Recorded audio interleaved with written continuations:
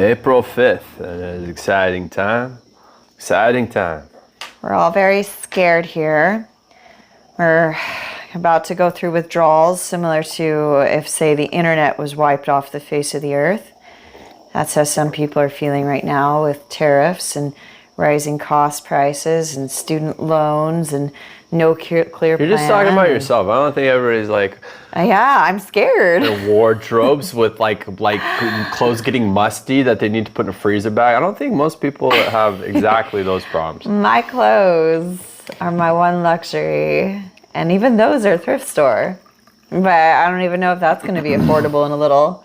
You're talking 10 to 25% tariffs on almost everything that comes into the United States, which what do we even produce anymore? Right. And not only that, but we're talking at a time when you're cutting literally thousands of federal jobs. You're spooking everybody so they're not buying, they're saving. So guess what? For Hawaii, nobody's going to want to come and have a vacation right now. Last time this happened, was live 2008. I was a massage therapist, and that was lucky because people started spending more on massage if they still had their jobs than actually going and taking trips. People get scared and they insulate, they stay in one place, they don't spend as much on almost anything. But why should people be going out? Just polluting, driving their cars, putting carbon into the atmosphere. For reference. Shouldn't they just stay home? Do you think everybody could be a monk? No, it's stay home, you have the internet. No, I'm asking you. Do you think everybody could be a monk? Do you think everybody's built for that? No. Do you think everybody could be happy camping in a cave? But yeah, actually everybody should be able Yeah, you saw where this is going. I was like, wait a minute, yeah. So for reference, Jasper here is happiest times. Should everybody be their best self? Should everybody be their... Julia, kind of motto... Julia, should everybody be their best self? No, I'm not done. His kind of motto is, did you die? And if you didn't, then you're okay. Did you learn? Did you grow? Right. For Jasper, as long as food is taken care of, and by shelter, it can be like literally a ramshackle, like an overpass. The science is in. Then really, what's your problem? The science is in. When people have a natural disaster or some sort of terrible thing happens, the worst time of their life, they look back on it fondly. Everybody does. If it's an earthquake and they're all stuck in a building and they're all like, they look back and like, I don't know why I like that time. So let's make this personal. Okay. So we're talking government programs, things that they don't feel the government should have to pay for. And in answer to that, yes, everybody should be their best self, but everybody's path to being their best self is different. So for instance, let's say for you, food stamps are cut off. I'm a lazy bum. I don't want to be accountable for anything I do. Well, then you can't speak on behalf of everybody. Well, I know it's not good. It's not good. It's not good for me to just be doing whatever I want, living on the dole forever. And, and being like, I guess I'm paralyzed. I can't work. All right, but can you understand then why people are sad at least? Can you empathize with their sadness and their fear? I understand, especially as people laid off with government jobs, because they have skills that are basically obsolete. In an economy where are they going to go? So that's the thing, like both you and I think I'm flipping more than you, have agreed that, in theory, what they're saying, Trump and Elon, it's not bad. Like, don't have excessive government spending. Don't get so much in debt you collapse your own economy. Bring factories back to the U.S. What I've been saying to you're probably sick of hearing it, is that it's like the Game of Thrones plot. That's a squeaky door. It is not that the ending of Game of Thrones was wrong. It was that they rushed it and it made it such a shit show that the entire thing was ruined. If you're gonna make these hikes, you need to have plans in place where, okay, we already have this plan for a factory to take over the factory we're trying to block in China and Vietnam and India. And by the way, we spent a while actually trying to diversify from one source, Chinese being, that's where everything went with, you said it was Clinton era that really took place? Clinton made it so all the jobs went over to China, yeah. Right. So that was my biggest bugaboo, is not putting all your eggs in one basket. And I was just reading an article this morning that says we've actually branched out, not as much as we should, but to other countries.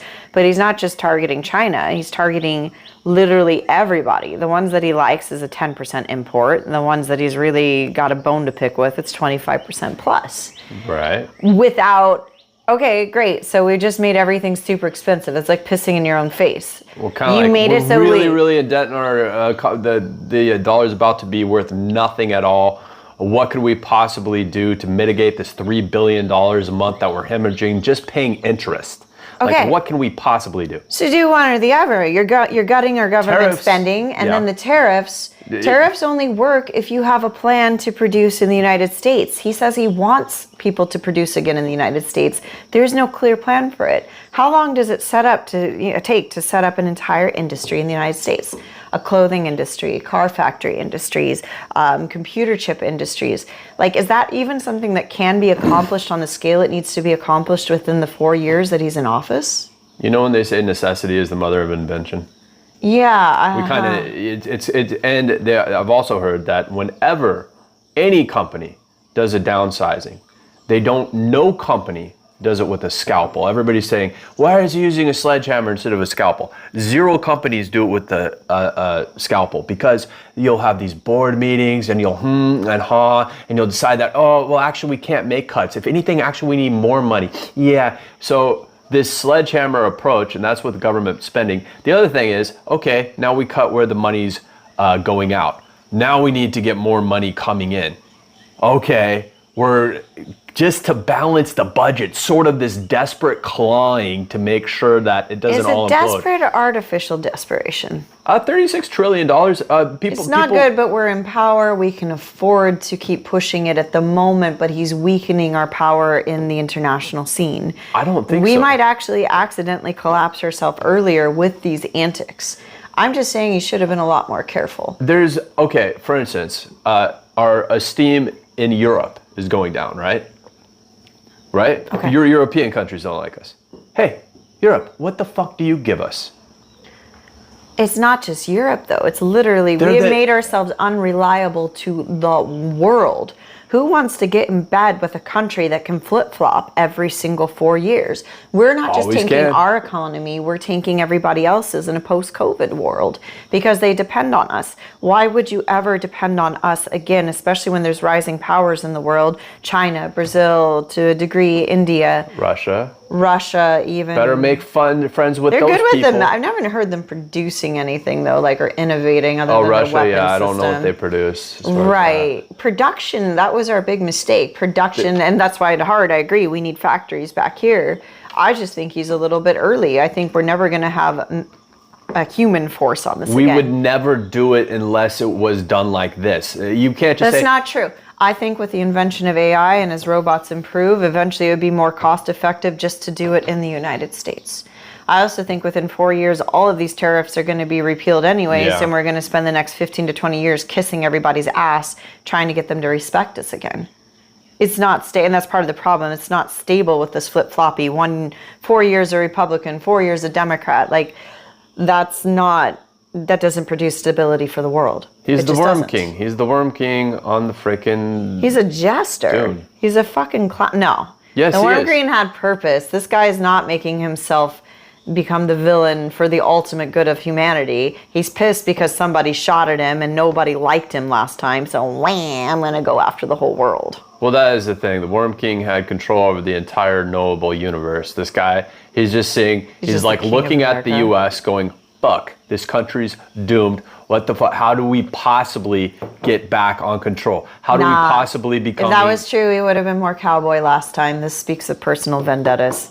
This speaks of every single frustration he has for not being elected 2 times in a row. He's going to all the extreme things in his natures he kept in check last time are coming out now. He's literally been talking about what he's since the 80s. He's been talking about it since the 80s, but he didn't enact it last time. No. He had a measure of self-control. He had a measure of working with other people. Well, he was working with politicians before. Now he's working with cowboys. My friend from Denmark said they're literally talking about some sort of military exercise in Denmark, separate from Greenland. I need to ask her what the hell that is. It was late at night, but this is not the sign of a stable character. There's lots of hyperbole out there that I'm not sure about. For instance, I was talking to somebody online. I was like, wow, it's crazy that Democrats didn't vote for no tax on tips and overtime. And then she showed me this Reuters article that no, they didn't vote on that. Yeah, Democrats are typically like that's. I don't think the common people understand that. The common people, they're very tax heavy because they lean more socialistic. So in exchange, you're supposed to get more services, but this is America, so we don't really get more services. We just get taxed more. That is almost always the Democratic leaning. But they have the message of equity, inclusion, all the feelers. They put out all the feelers. But in reality, they usually end up costing you more money with a very iffy return on that.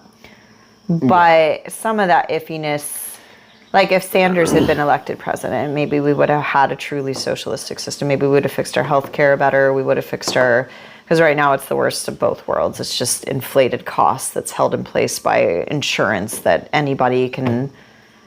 Most of the time when you're sick, you're going to have to fight your insurance to pay and cover their basic promises, and they try to find a way to worm out of it. It's not a good system. It's broken. And it's the thing, like this country with being so split 50-50, it needs to choose an ethos.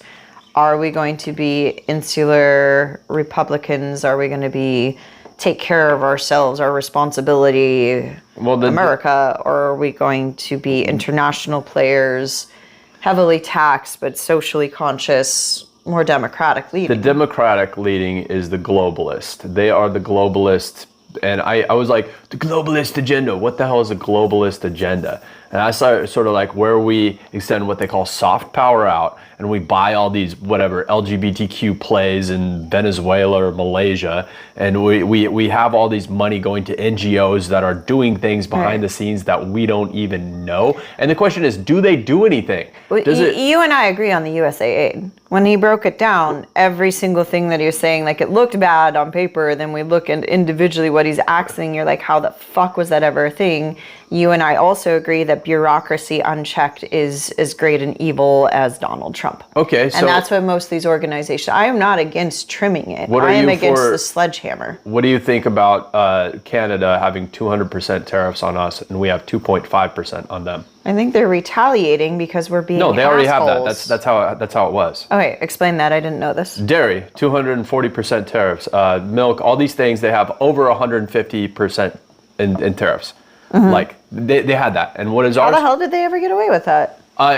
Somebody said it was actually a deal that Donald Trump put through. I watched this politician called Ford. He was asked, he was like, well, and it was just going down list by list the things where they had like over 100% tariff on us.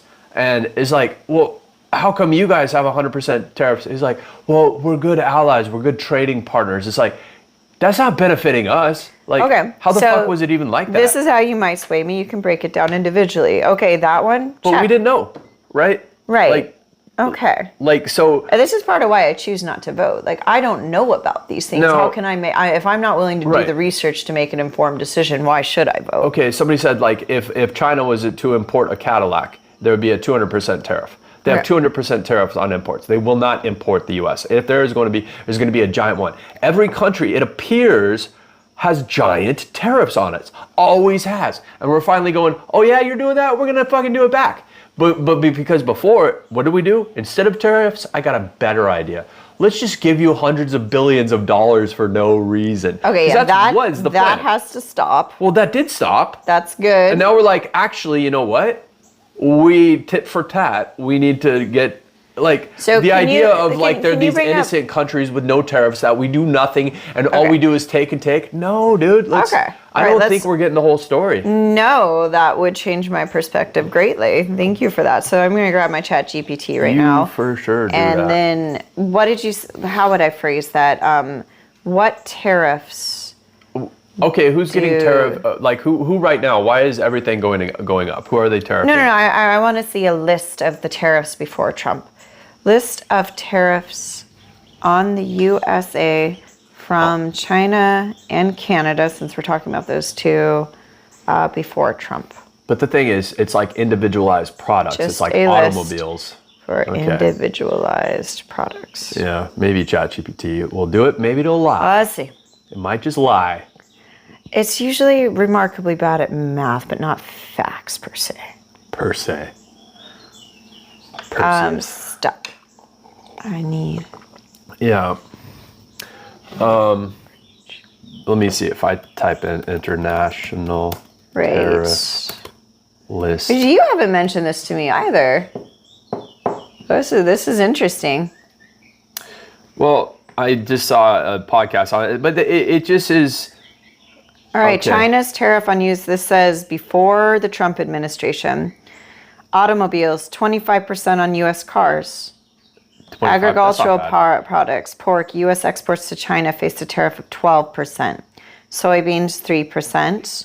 Fruits and nuts, just 10 to 30%. Steel and aluminum, 5 to 6%. Wine and spirits, 14%. So other than the automobiles, this isn't terrible. So in the automobiles, that makes sense to try. I don't know that China's known for making automobiles, though. That's a Japanese thing. Canada, 241% on milk, 245% on cheese, 290% on butter. So look, but this is it, though. That's a very small list. I have no idea why these 3 dairy products. See if there's oil. But this is not literally everything. Okay. Maple syrup and oil. Now give me a full list of Trump's tariffs on Canada and China. All right, let's take a look here. Getting down to facts. These tariffs could reduce the U.S. economy size by $165 billion. That's nothing. Something. 165 billion? That's like... Dude, so we live in a beautiful bubble, and I feel so blessed to live here. This should be one of the most expensive places in the world, but because you live alternatively, because I've mostly lived alternatively these last decade, there's always been ways to make it by as long as you don't get caught in the usual trap of things. If I wanted a house, if I wanted kids, if I wanted a nice car, I would have to rethink things. I might be really scared right now, like a lot of people are really scared right now. Oh, yeah. But the bubble for other people is like literally wondering if they're going to choose between kids, between loans, between... A lot of people are putting off having a family. The ones with families are probably worried about losing their house. And this was before this inflation at like the worst time possible. So here we go. Baseline everything. So China, and you can look it up and see if there's more, but all I'm seeing from China is 1, 2, 3, 4, and it's mostly agricultural products that had that tariff, and not all of them were even that high. And from Canada, it's literally just on dairy products. What Trump's doing is general, everything 10%. Oh, so there's none on oil? Not that I'm seeing, it didn't list it. We can look it up. Oil. So additional, an extra 34% tariff was imposed on Chinese goods, raising the total tariff rate to 54%, effective April 9th. This is everything. Specific product categories, electronics. I'm glad we're getting the Taiwanese chip makers over here. I did hear about that factory, so that was done correctly. Like, we're trying to get that produced in the United States. But some of these products, and I'm not sure of the whole list, but it is a fallacy to say we're not dependent on other countries. We mine things critical to electronics from elsewhere. Right. I don't believe we can get all of those things on our own if we isolate ourselves and piss off the whole world. No, but can we, for instance, what we could get the raw materials and make the things. That's what China does. China doesn't have lithium, but they own all the lithium mines in the Congo and the cobalt mines. They own all the raw materials, or the places that raw materials are gotten. Sure, and we have an equal stake. Actually, we have a greater stake in Africa, where a lot of those things are coming from, if I'm not mistaken. Okay, the thing is, like, we are exactly like the fucking entitled housewife who lives with a billionaire who has a certain style of living to maintain, and we're on alimony, and like we broke up with our means of production, which was kind of like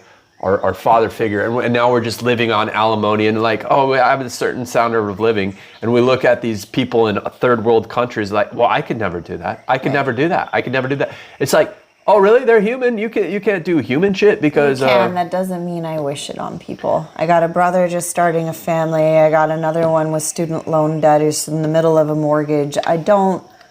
And it's also like not everybody is that entitled person.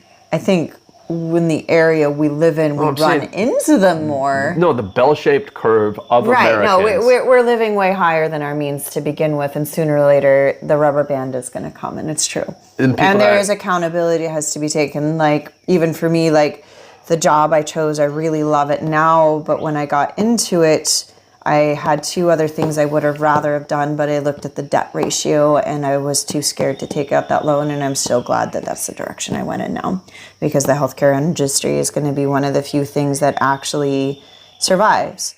And I'm trying to take steps to get licensed early so I can pay for it if I need to. And it's not, I'm going to be okay. It's going to be hard.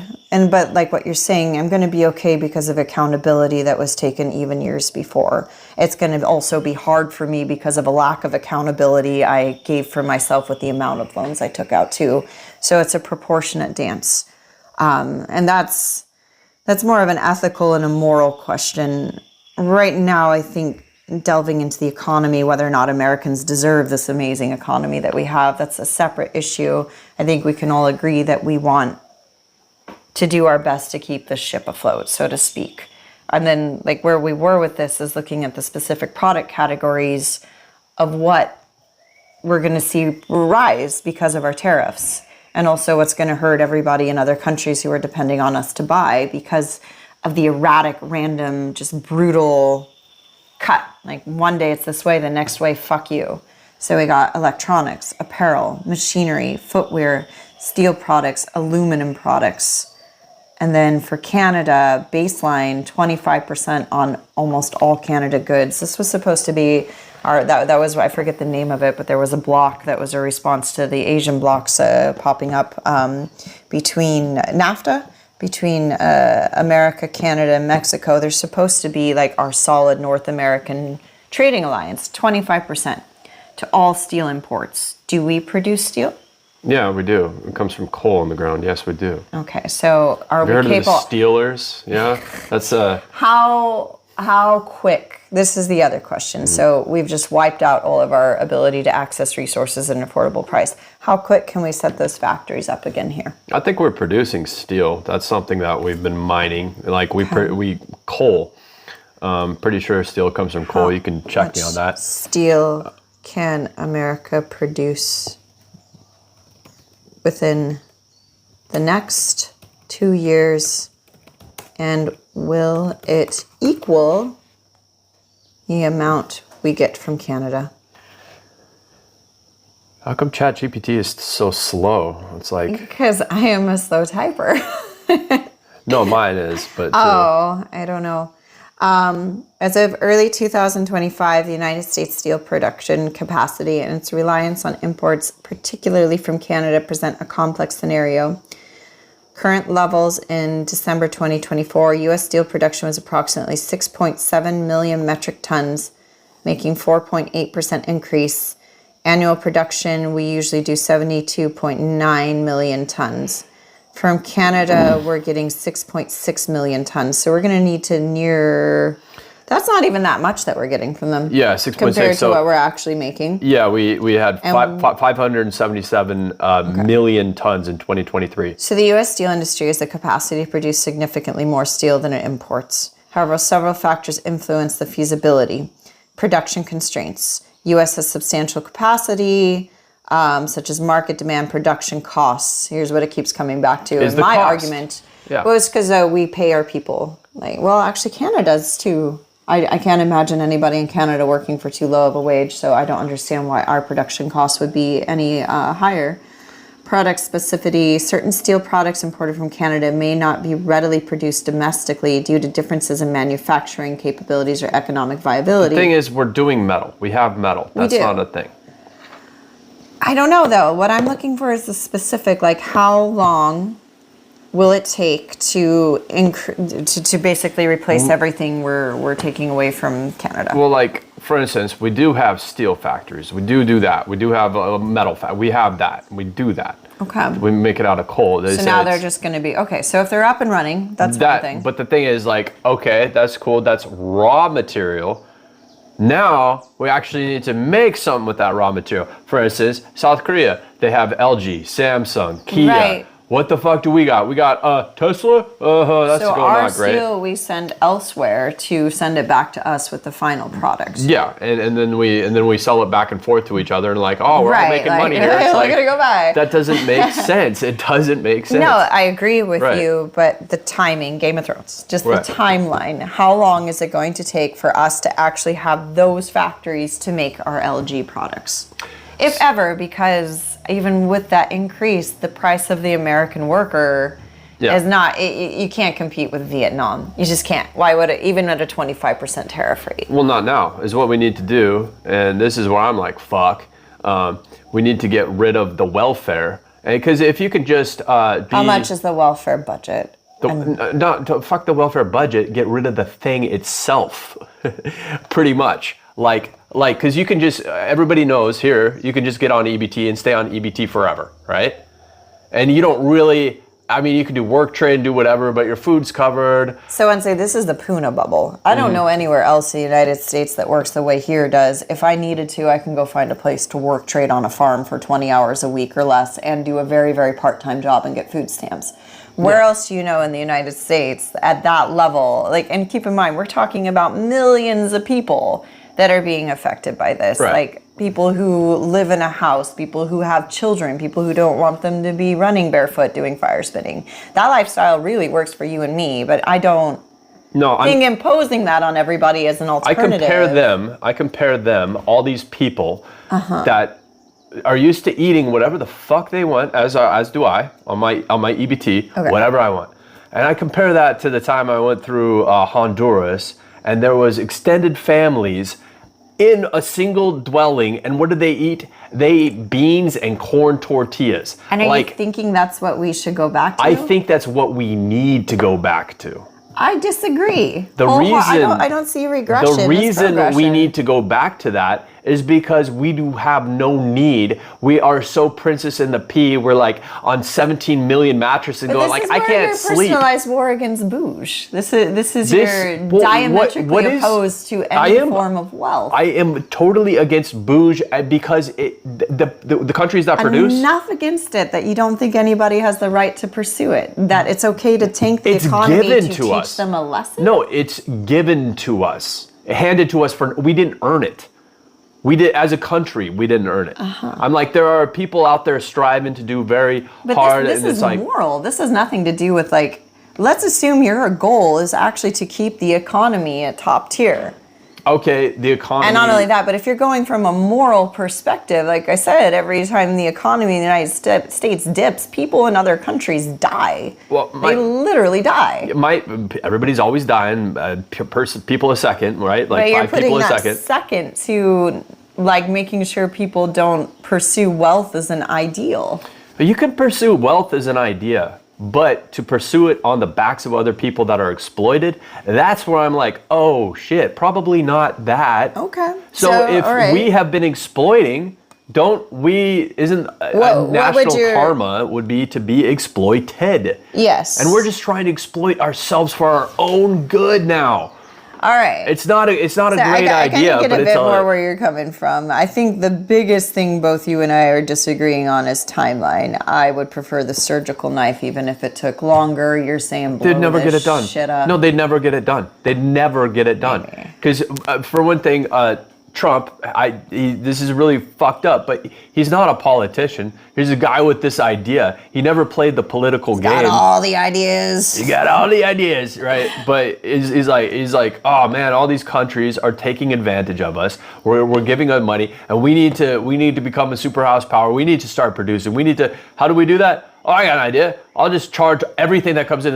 I'll put $1 billion tax on it, and then they'll have to pay more. And people say, well, we'll have to pay more. And he goes, yeah, but then they'll surely have to create jobs here. Surely. It's like, bro, you're not going to be in power much longer. He's like, and he's already talking about running a third term.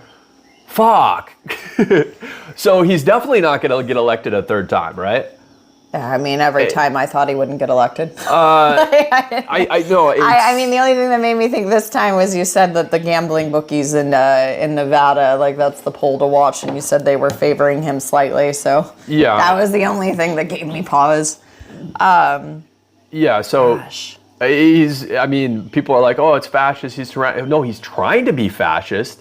He's getting a lot of pushback from the courts, from Congress, from the Senate, but he does have it turns out the executive branch is pretty fucking powerful. Remember when Biden was like, I can't do anything about the border. I have to do all these things. And Trump's like, fuck that. Yes, you can. Well, I guess Biden was not being honest. It's less about honest and more people haven't pushed it. A lot of what Trump is doing is borderline illegal and it's being challenged in the courts. People are, if not like blatantly illegal, he's going to get away with it for a little. But maybe not for, and it won't go back. He did enough of a smash. It's not going to go back to where it was for a long, long time.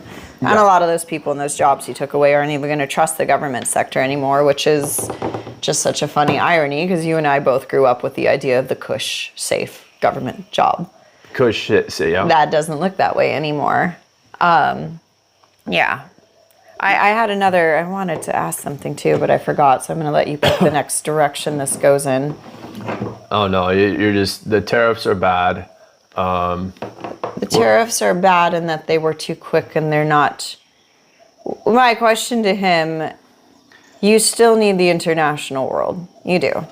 We're not an isolated economy by any means. And if you want to play that game, what happens is powers make alliances with each other. And then you're the one standing alone. You have all the big guns now, but that doesn't last forever. Russia already has some superior technologies to us. China is catching up, if not exceeding us on all levels. Like, you don't want to be the asshole of the world and ride on. It's not a good idea to be that isolated. So with the tariffs, like what we're seeing here before, is very specific. I wish he had thought specifically, what factories do I want in the United States? I think he did. No, he's just doing, that is not 10 to 25%, 10% tariff for everybody, 25% if I don't like you. No, that's all the factories, and that's not going to happen. He needed to be more specific and also have deals ready to try to reel those factories in here and quickly. Like he said, even if we beef up our steel production, we're still going to have to send it out to come back, just this time at a higher price. Well, until some entrepreneur billionaire, I mean, Elon Musk is not the other one, but the owner of... This comes back to what I will agree with you with our nation. What entrepreneurs are left? We have people who can't even handle other people disagreeing with them. They take shelter in what's that word called? If the safe room or... Sure, safe space. Safe space. We don't have that metal. There's the Waltons of Walmart. Anymore. There's the Waltons. That's an American family. You think they give a fuck about investing? No, is what they don't want to do. They don't want to pay the tariffs. Okay. So you get these billionaires that have companies in China, but they're Americans, right? And they're like, oh shit, well, we're having to pay all these tariffs. So, I mean, the truth is, it's just going to be a price markup at the thing. But initially, this will cost the China and these other places and these other corporations. And it's not really the countries. It's the corporations and the countries. The countries, whatever. Countries are nothing. So our fate, for better or worse, right now is tied to the corporations of countries. No, our economic stability, unless you make a new system. I don't think he did good enough of a job of making a new system. I think he broke something and said, fix it, figure it out. Well. And maybe we will, maybe we won't. But either way, the next few years, we're all going to be a little bit miserable and a little bit unsure. Well, one of the things that I always told my mom, who, teaches English, I was like, in China, they teach the kids, oh, China is great. China's the best. Love China. Fuck the US. Fuck all these other places. China's the best. China's the greatest. Mm-hmm. They do that in South Korea. They do that in Japan. In the US, they say, oh, the US is the worst. They teach the kids, the US is the worst. It's the most terrible. Yeah. It's full of these places of oppressors and the oppressed. And you and I one or the other. Ideologically agree. That's why we were supporting Trump a lot more heavily in the beginning, and I was supporting based on what I saw last time, not what I'm seeing this time. So what is there to like about this country, though? It's like a family. You walk into your family, there's not much to like about it, but you find things to like about each other and you build each other up because you have to. It's exactly what you put into it. And that is a big mistake in the schools, just teaching hate and hate and hate and hate. And that this is Division and invaluable and that we owe everybody an apology and that we have no right to exist. And the only way to, they are teaching us to tear our own country down. And that's nothing to be proud of. I wouldn't be proud living in a dysfunctional family like that. And yeah, what's the saying, that the hard times quote? You're probably going to think of that better. Hard times create... soft times create hard men. Hard men create soft times. No, the other way around. Well, this goes in a circle like that. It does go in a circle that. Hard times create soft, or hard times create soft men. Soft times create soft men. No, because if it's soft men create hard times. Yeah. Hard times create hard men. Hard men create greatness, and then it starts again with the cycle of the soft. Pretty sure hard men create babies. You know? I mean, yeah. Yeah, but my overall thing with where I really couldn't come across as I don't have it. Like, I wouldn't want to see somebody die right in front of me, and it is kind of sad, but it's not. I mean, I'm like, well, we all die. I just don't get this idea of, I mean, prosper, sure. But live long, I'm like, live short, live long. I mean, whatever. It's just, you gotta... I mean, this is a separate topic, but I would be fascinated going into like a soup kitchen with you. Yeah. Not necessarily in the United States, because you had a great time with that. I did. It but was really great food. That's the food. perspective. Like, freaking delicious. No, I don't know. In a war zone or in a place where people are literally starving, that has nothing to do with tariffs. I would just be very interested... Go to Palestine. In your reaction. I'd be interested in my own reaction. Like, I always wondered how I'd handle the first death in my family. Yeah. And I was I don't know what to think of myself, if I'm a monster or not, but like, not joy, that's the wrong word, but kind of. I wasn't glad they were passed. I just didn't feel like they went anywhere bad. Like, I felt like it was just the next step for them, and that was such the big feeling that I couldn't even feel sad about it. However, I see cases like where in my own work where things could have been a lot better for people had other people made better decisions. You see that with, that's not specific to my work or my clients. It's when you work with children in general. And like also my grandma with the foster care system, and like you see like what happens when somebody else's decision affects this person, and that's harder than death for me. Yeah. And that's also, you're putting people in that sort of purgatory. But everybody who gets their near-death experience, just about everybody, they all experience this place of acceptance, of love, and then they get paddled back or resuscitated somehow and swept back down. And some of them are asked, well, do you want to keep going? You don't have to. They're like, oh man, I'd love to be here forever, but yeah, I better go back. There's some stuff I wanted to work on. So overwhelmingly, it's like, oh, you lucky bastard. Here's the work. Yeah. And this is the place of work. This is like this is our severance, that show. But so this is like the place where you don't want to be. I mean, you have to be here. So, but for people to be like, oh, I'm so sad they're not here anymore. Like, that is such a selfish sort of narrow mind. But I get it. But that's the finality. What? The in-between is what we're supposed to be concerned with. And like in relation to our conversation, when you're putting people in the position of hell, how can you not feel for what they're going to be going through? And that's the other thing that's missing. It's like, so like Elon Musk coming in with that fucking chainsaw and a smile on his face and the baseball cap. Like, oh, Jesus. Right. That to me is like, so I told you I grew up Christian, and I like that Bill Maher guy now, at least what I saw of him last, but when I watched Religulous, it made my skin crawl. Not because I disagreed with what he was saying, but because of how he was saying it and how he was making fun of people that I myself have grown up with. Yeah, he went around basically just mocking their belief in God and like doing it in such a way that it was cruel and it made people look stupid. And it's not that I disagreed with what he was saying, but holy fuck, did you have to say it that way? Yeah, that attitude in the office, the complete lack of compassion, or at least acknowledgement for like, I'm doing this for the greater good if you really believe that, but I'm sorry I had to do it. That is such an insult to injury to me that it's borderline unforgivable. It hurts me more than it hurts you. Yeah. When you, yeah. As you're smiling. Well, I mean, that is kind of to me, okay, what Trump is doing is doing the daddy thing. He's like, we have all these bills, and now he's like,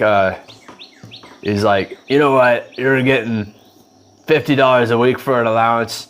What do you even do around here? You're either gonna do work and you're gonna earn that $50 a week because you don't do any chores. And it's how much more forgiving would I would have been if they already had factories here with AI robots ready to go? But they would never do that. They would never do that. Why not? China Iran's would have got to all the build them. money. We don't have the things. Well, we just pissed off China enough to say they're never going to build that for us now. They never were, dude. And can we even do it? Whatever happened to Silicon Valley? It seems like we have really smart people, but we don't have enough. The masses, we need these masses of people and then that's to work like where for we agree. We have like such heavy bureaucracy, and bureaucracy, for better or worse, is the death of innovation. Well, they don't let you innovate. They don't let you create. They don't let you think outside of the box. And we are also creating children in our school system that are actively taught to not think about outside the box. In fact, most of the time they're not taught to think at all. Yeah. So last time this happened, the 2008 financial crisis pushed over 100 million people into extreme poverty globally. Poverty increases are strongly linked to malnutrition and child mortality, especially in the sub-Saharan Africa and South Asia. Estimated tens of thousands to hundreds of thousands of indirect deaths globally can result from a major U.S.-led recession. Yeah. Wait a second. Oh, I got people die for sure. But I mean, still, who won't affect at all? The Palestinians. They're just like in rubble. They're like, we've been here. No, they're just like, I used to be my home. I'm kind of living under this slab that was part of my roof that fell over. Every day I'm just like hoping that the water I'm given doesn't give me diarrhea. Yeah, not great. But I mean, and then I guess we could go into your like attitude with it, like has some merit. I just don't think on like the scale of everybody in America. Like my own plans and comfortability. I never wanted to set up a retirement house in America. If I can, I'd buy a house overseas. And eventually, if I need to, that's where I would be. And the best places I've traveled, like I've been to Europe. My favorite place was Peru. Second favorite was India. It's a little bit, I think I had maybe $5,000 for the month that I had saved for a whole year when I went to Peru. Yeah. And that I could live like a king. So it's not that I'm putting myself on the level of the people who are living there. That's kind of about what I can expect to make eventually anyways. It just seems like the world needs to average out. Yeah. Whatever the average is, like we are so far above what it should even look like. But more what I was getting at is like lifestyle. Yes. But also trying to be sensitive that my like version of the lifestyle there isn't what they're going through at all. But India, I had far less. I think I had a couple $1,000s in my pocket. I don't fully remember. But I loved the broken down houses. I never minded not having air conditioner. I loved the simple meals. I loved the dirty streets. I don't really think if I blew money on things it's the same as I did here, like clothes. Like I befriended a tailor woman. That was really cool in India. And of course, like going to see places. But there's not, and that's part of why I can jive with Puna so easily. Like there's things that I think I want, but when it comes down to it, I'm actually pretty comfortable here. I've liked the little cabins I've lived in. I've enjoyed food coming off of the land. When I have time, I've enjoyed a moderate amount of work on the land. It's not the worst way to be, like you said, but my God, what a shock.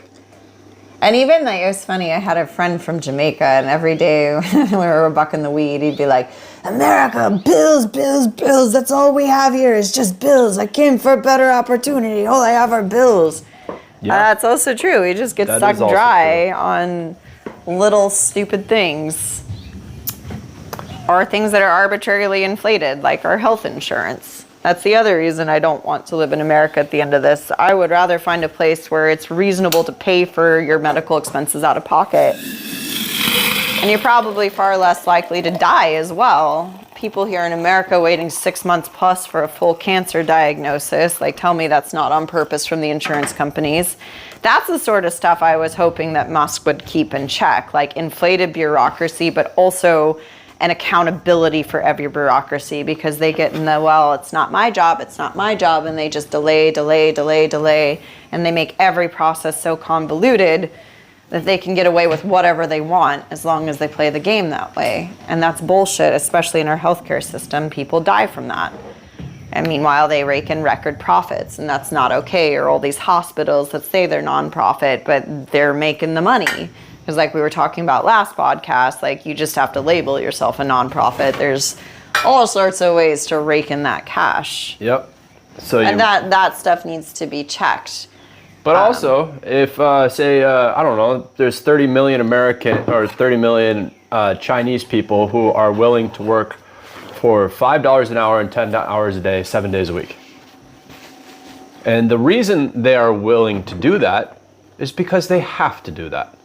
That's what there is. And by no means do I ever want America to have to do that again. But how do we compete with that? The answer is technology. As soon as that we have AI productions, and we have to figure out, like, you know, do we have a universal income with that? That's a whole other discussion. But Let's we don't. say AI The never answer gets is there. we don't compete with manpower anymore. Those days are long gone. Now, why can't we? Because you would have to go back into a poverty state for the United States of America. I think the only way you could do that would be to bring down the cost of living to a place where somebody who's a shoe salesman can afford a 2-story house and support his family on that. Which also... Do the Chinese, do they support... no, they live in bunk beds as they work. And are you promoting that as the ideal? I am saying that if they can do it, so can we fucking do it too. I don't give a fuck if we can do it. I would say it's my mission to make sure nobody has to do that. Well, except for the people that make all your stuff. You don't give a fuck about them, right? I don't, because You that don't. is their That's the problem. That to It's me not is a like, that problem. has always been the problem to me. No. Once again, I do not mind doing the right thing, but it's from a local perspective. So the local perspective of bringing factories back to the United States, you and I have agreed on that from the beginning, and that would be our accountability. How we go about it, and also your approach, like, fuck it, let's just be in bunk beds ourselves, that I don't agree with. I agree with moving slow and steady and finding the way forward, and I think that way forward is technology. And having investments that go specifically toward, like, do something intelligent. If you're going to cut the government budget by that much, is there a way to divert the funds to create those factories today? Can I see that you're taking the steps to not just blow everything up, but build a better future for us? And I don't see that. What I see is us making it harder right now for those people in the bunk beds in China, and making it harder for us right now in the United States. You think the people in China Yes, because for better or worse, their economy is tied to ours. Even if it's a fucked up way of doing things, when we dip, they dip. It hurts them, it hurts us. We moved so quickly, and everybody's going to have to scramble to rearrange. I don't think the people that are working 10 hours a day, sleeping on bunk beds, I don't think they're going to get the same amount of noodles they always got. Well, and also I think it's a fallacy to say the Chinese economy is booming, and as it does so, it's kind of like what the United States went through. Like, slowly but surely, their population wealth is increasing, and that is the goal of the Chinese economy, for the Chinese government, to basically get to a place where they're like America. So they're moving forward in the best way that they know how after the industrialization of China. And that is, at the moment, providing for the world. And as they do that, they're being very smart. They're being very strategic. They're investing in their inventors. They're creating trade blocks. They're opening up the Silk Road again. They're positioning themselves in places of power. They're just basically doing our playbook. So as they do that, the wealth increases, and it's not so dissimilar from where we were. My grandma grew up in a tent during the Great Depression. She ended up with a 40-acre farm and her own home. Yeah, but for every wealthy Chinese person, say a factory owner, Right. they have 100 factory workers who are not wealthy. Mm-hmm. So you take all these wealthy and people. once again, it's this is built a Chinese. Yeah. I cannot affect what happens in China. No. But I can affect what happens here and have some conscientiousness about how my actions here affect somebody over there. So Trump's idea basically is, hey, no more Chinese shit. Everybody, let's all make our own stuff and no more Chinese shit. And we're like, we don't even know how. Once again, where are the factories to do that? Once again, how bad is the exploitation that we're okay with? This is the most evergreen I've ever heard you sound. It is. It Is actually, and it does, and it just comes like from Evergreen a State liberal, College, it doesn't even make sense. It does come from the most liberal forward. point of view. And I bet you that this is just like, this is just like when the Maui wildfires happened, and what was that, Momoa or The Rock or whichever one. They're like, you're a terrible person if you come to Maui, and everybody's like, yeah, tell them that's the right way. But then everybody in Maui who owns a business is like, fucking hell, shut up. I've had this happen, and now this on top of it. Stay away from Lahaina. Do not stay away from Maui. We need the business. And they suffered because of it. Like, you have to, you can't just like pull the rug and say you're doing it for the common good. If you're pulling a rug, you need a plan. You need a plan that is responsible to yourself, and to the degree you can is responsible to others. Plan is necessity, will necessitate factories being built here ASAP. Maybe. That's the plan. That's the plan. This would be interesting. I think this is a good point to end at. Okay. Yeah, we'll see. I'll take your wager. I don't think it'll work. I don't think it'll work. I don't think we're gonna. I think it's the stupidest plan. Nobody likes that plan. Within 4 years, the term of his presidency, I do not think even half of the production. What's our goal to?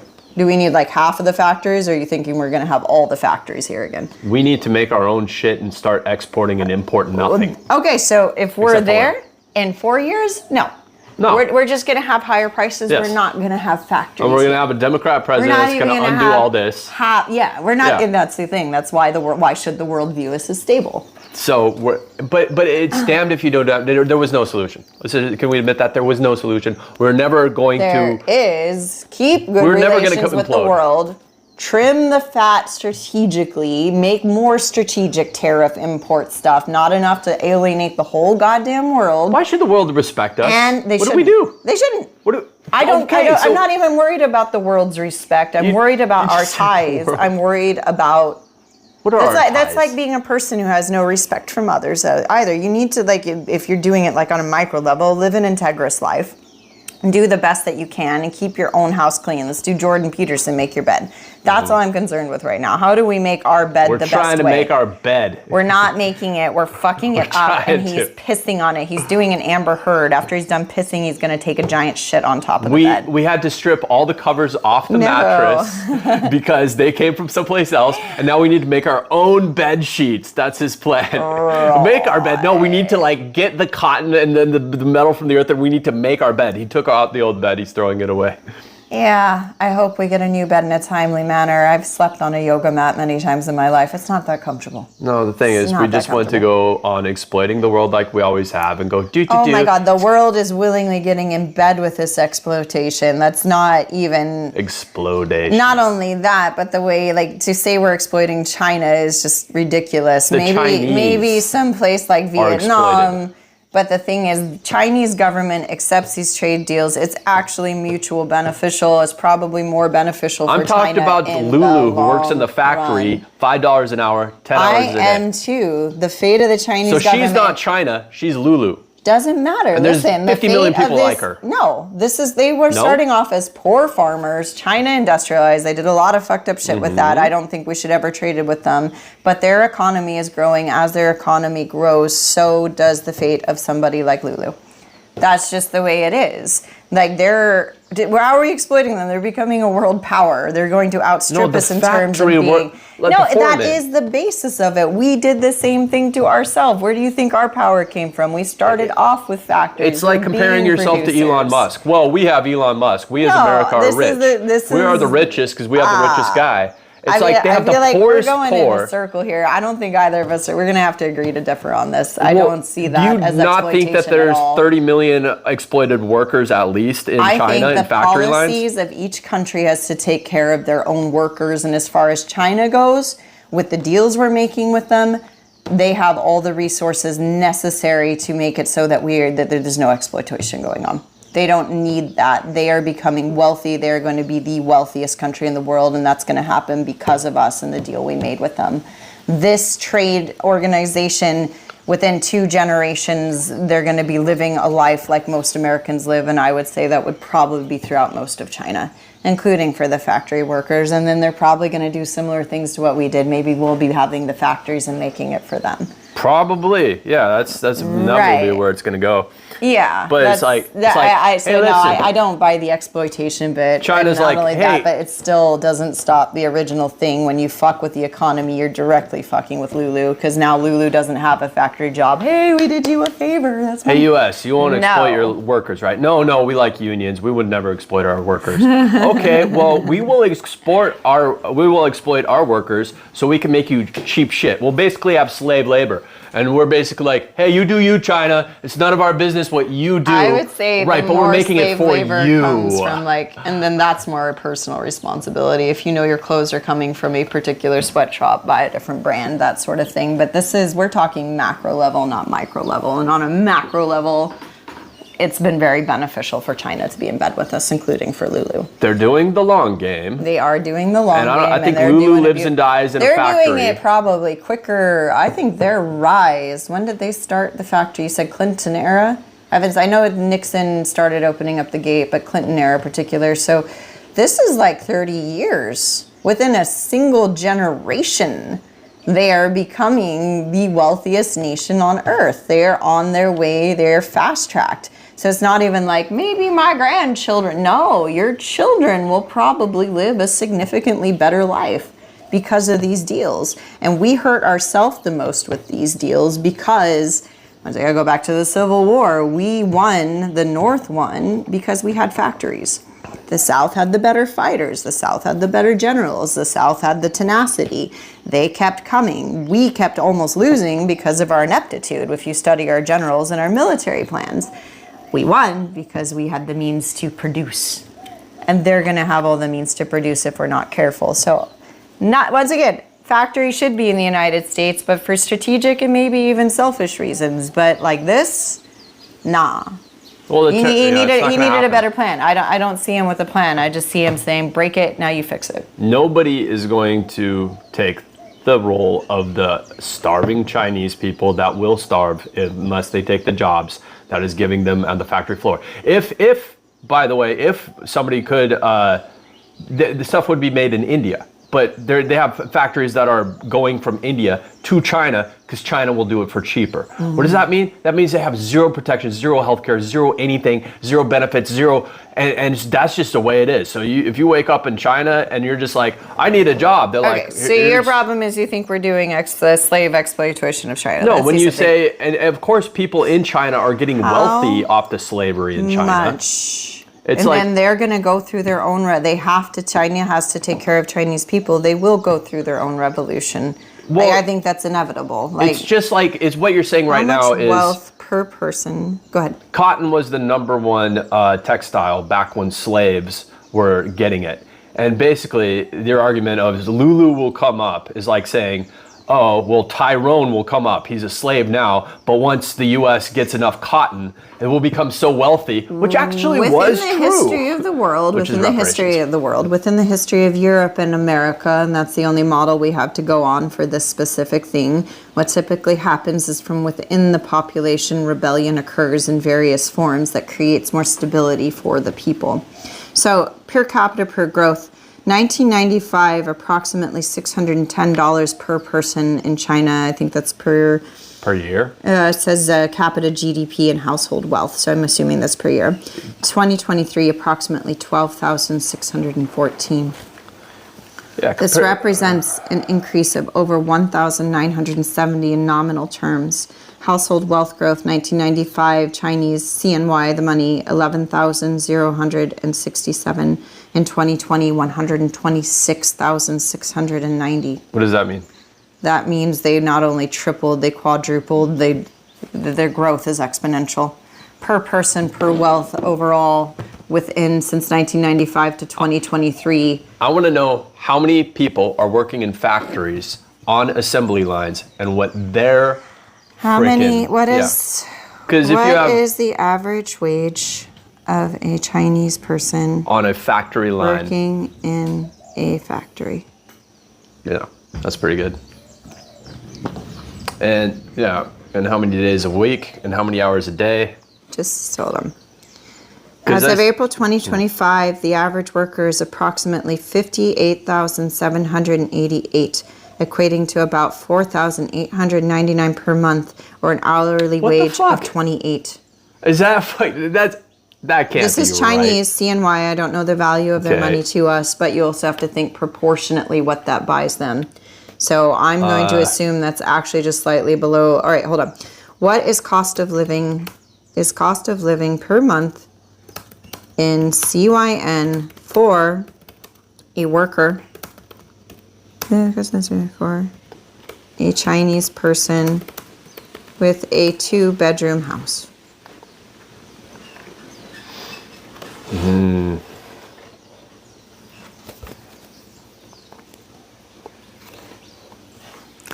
So if you're in the center of Beijing, 6,000 to 15,000 per month. But if you're outside the center, that's 3,000 to 9,000 per month.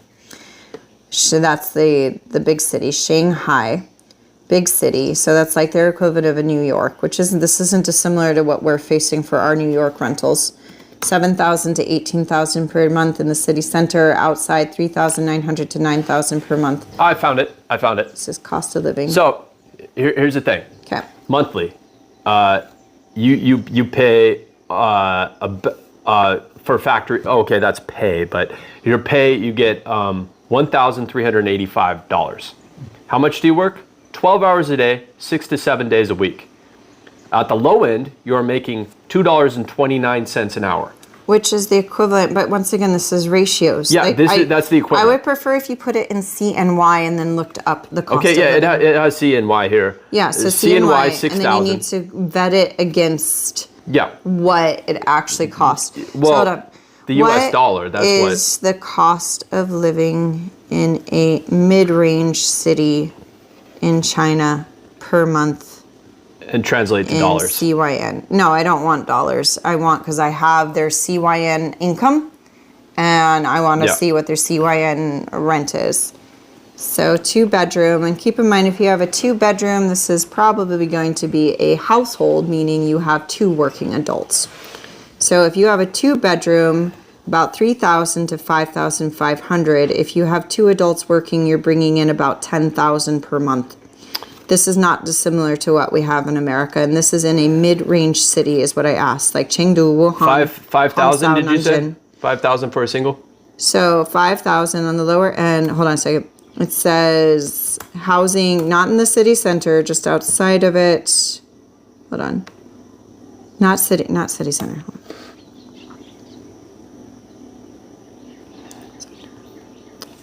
Not city center, just outside. But great, here's the estimated monthly cost of living.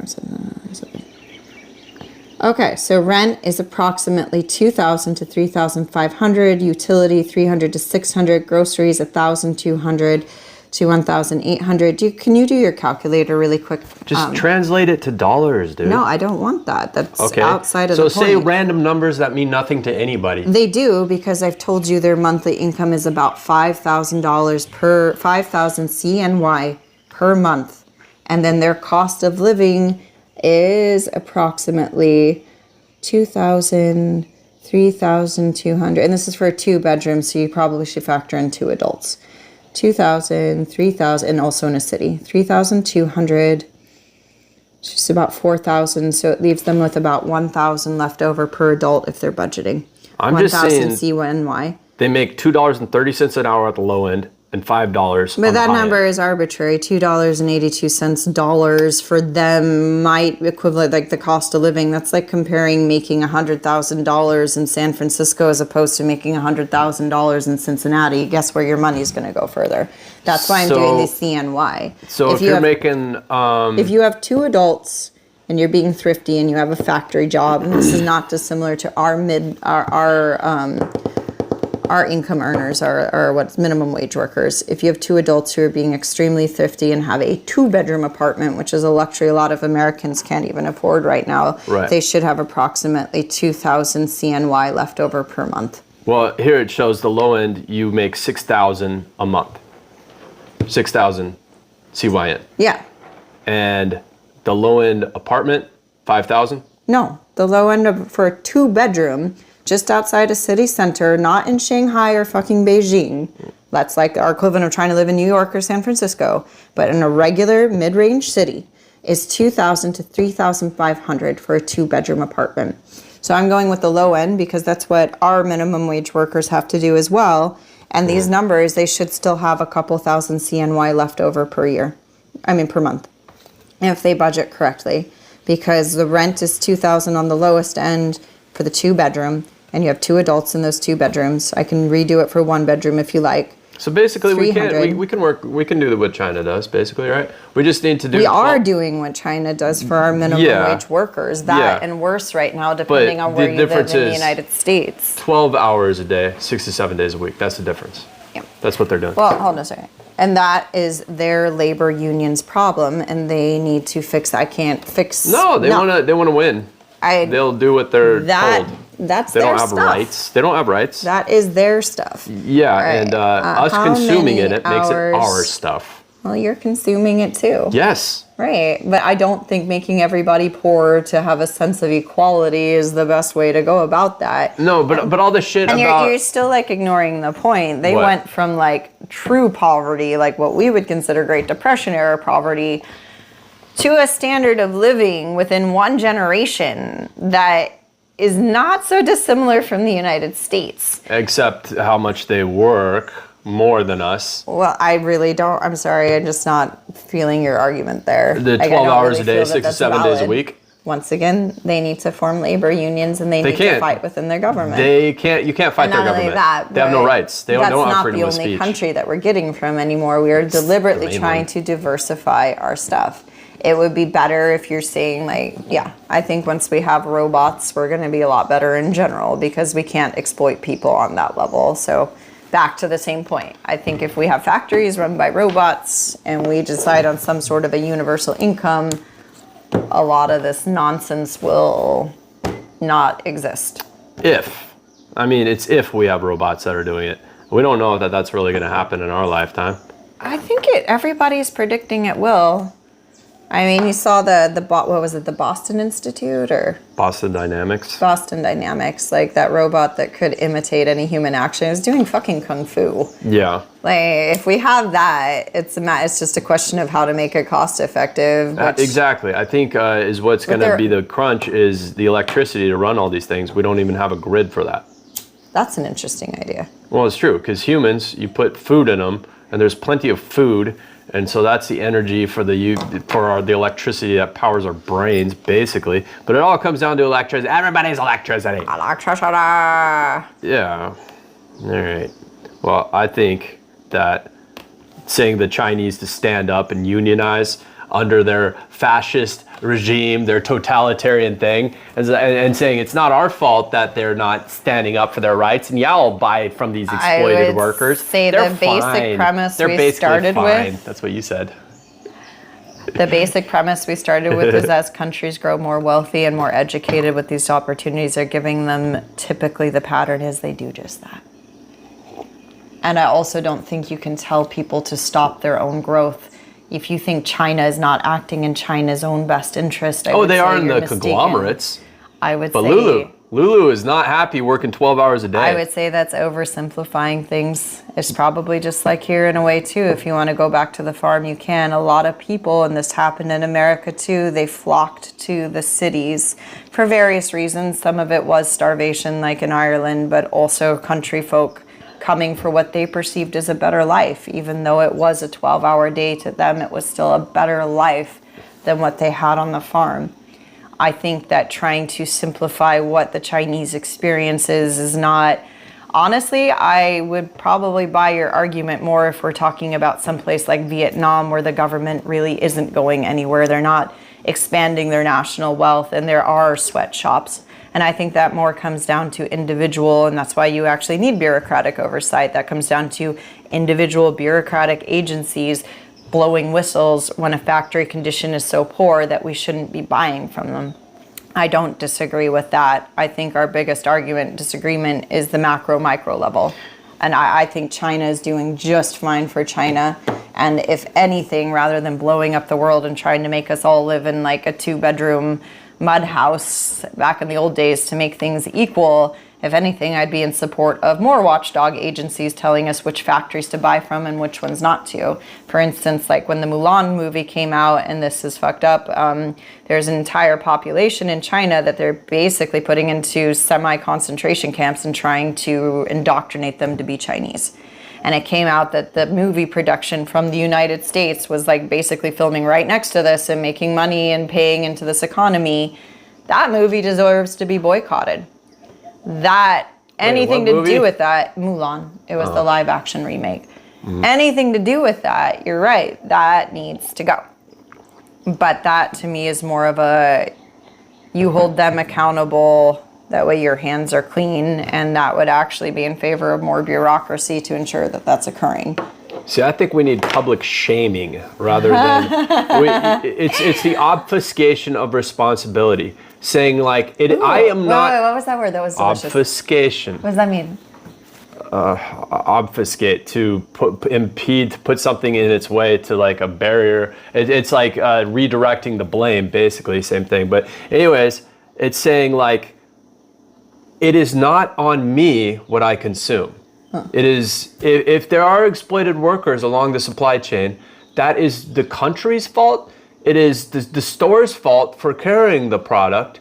I can't be blamed. And I am not saying that. I'm saying your approach makes no sense to stop that, and you're also disregarding the fact that we're benefiting. No, I just finished saying the way to counter that would be for watchdogs and whistleblowers. Right, but instead of personal accountability. That is along the lines of personal accountability. You're outsourcing ethics to bureaucracy? You absolutely are. What, your solution that we should all live in mud huts and that's the best way to be a good person? No, that you should be responsible for the products you consume. Are you responsible for the products you consume? Absolutely not. Am I a good person? Have I ever tried to be a good person? There was one point in time. I think it would be fair to say we're all about what was the middle place and the good place? What was that called? Yeah, it's we're all about there. Well, the thing is, like, if you're going to consume meat that's on a factory farm with a tortured animal, which I do, you got to be like, I'm a piece of shit for eating this. At least own it. At least say, and look in the mirror and say, I am a piece of shit as you enjoy that. But I've never, okay, so this is probably why I don't have a problem being a little bit good and a little bit bad. I agree with Joseph Campbell. But I agree with Joseph Campbell. You do not enter this world without participating in good and evil. You will cause as much evil in this lifetime as you do good. But now we have a spotlight on what is bad. And the number one thing that America has that is bad objectively and without, it's not even subjective. It is our consumerism. That makes us bad people. All of it. Okay, Evergreen. Well, doesn't it? It's not good. Yeah, okay. So I don't know how to like go with that. Like I do not support tanking the American economy. I support reworking the American economy. And if it's based on consumerism right now, then if you want to change that over some moral tirade, What's your idea? You need to do it carefully. What would you do? With what? The American economy. If not tariffs, what the fuck would you do? I already told you. If you're going to do tariffs, do it strategically. I would do a lot of How do you get us to produce again? Let me do. Okay. I already told you. You would invest in AI and you invest in factories in AI that's here. That's already being invested in. But not only that, but you choose, if you want to do immediate solution, maybe some of that money we're supposedly saving from cutting jobs, you take that and you actually give subsidies to the plants that we really need. The number one that we really need is the chip producers for computers, because without that, we're fucked. But yeah. Anyway, my brain is done. It's all gone. All the tariffs all the money from all the tariffs we took, if we took that, all the money that we're making, and built factories with that, Okay, so that would be sure that what let's go in should that be done. direction. I'm gonna call a white flag right now, though. I'm all done. all done. I'm all done. Blessings. Thank you. Bye.